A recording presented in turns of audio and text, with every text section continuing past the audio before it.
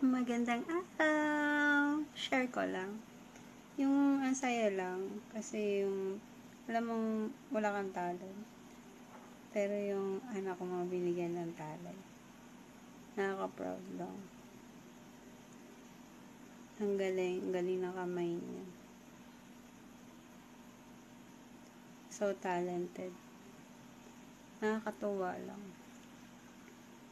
Kasi ako stick lang yung kay drawing.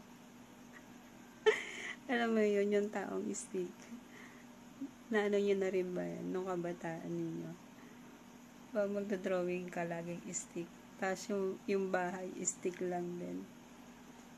Wala lang, share ko lang. Kasi buti yung mga anak ko hindi nagmana sa akin.